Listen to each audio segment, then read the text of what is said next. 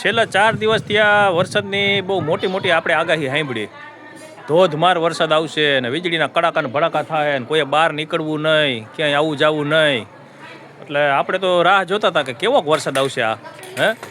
કારણ કે તંત્રએ એટલું બધું એલર્ટ કર્યું હતું, આગાહીકારોએ એવી આગાહી કરી હતી, પણ વરસાદ ખબર નહીં હાથ તાળી આપીને વહી ગયો છે. એટલે અમને તો એમ હતું કે જોરદાર વરસાદ આવશે. એટલે અમે તો જો અહીંયા એક સરસ મજાના ભજીયાના પ્રોગ્રામનું આયોજન કર્યું છે.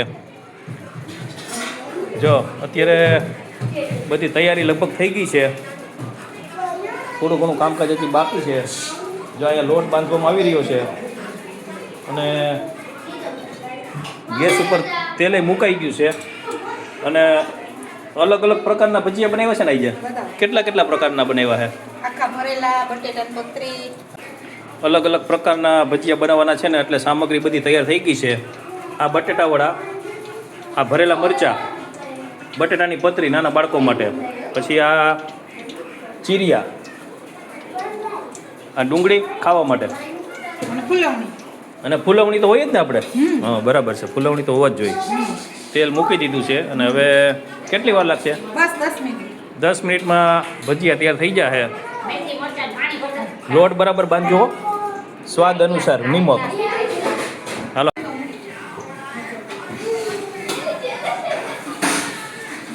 અમારે તો કાંઈ કરવાનું જ નથી ને, ખાલી જમવાનું જ છે ને. કોને? અમારે એ કાંઈ અમે વાસણ કંઈ ઉટકશું નહીં. આ બધું એમ તમને હા, પણ આ બધું ભેગું જ અમે કરી દીધું છે. એવું છે? ઓ જો ફાઇનલી ભજીયા બની ગયા છે અને અમે બધા હવે ગોઠવાઈ ગયા છીએ.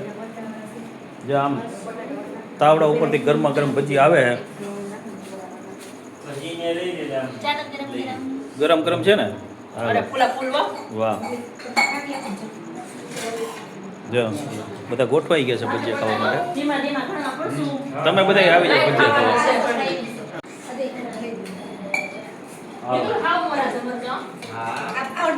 હાલો આ થાય જાઓ. તમે બાળવાનું ચાલુ રાખો, વાંધો નહીં.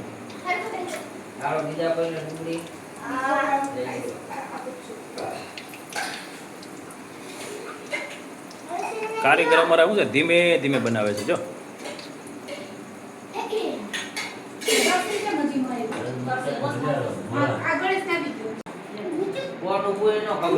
લાસ્ટ એન્ડ ફાઇનલ અત્યારે મેચ ચાલુ છે. છેલ્લા ખેલાડીઓ બધા અત્યારે જમી રહ્યા છે. કેટલા કિલો લોટ પૂરો કરી નાખ્યો? 1 કિલો લોટ ખાવાનો બસ.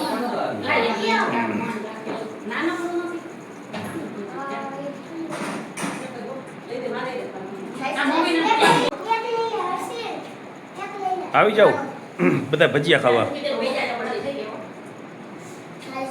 વરસાદ હોય ને તો ભજીયા ખાવાની ઓર મજા આવી જાય. અમે તો વરસાદ હોય તો મજા આવે ને ભજીયા ખાવાની, ઓર મજા આવી જાય ને. ભાઈ એવું છે ભાઈ. વરસાદ તો કઈ આપણા હાથની વાત છે નહીં. વહેલા મોડો આવી તો જાહે જ. ત્યારે પાછા બનાવશું. જય માતાજી.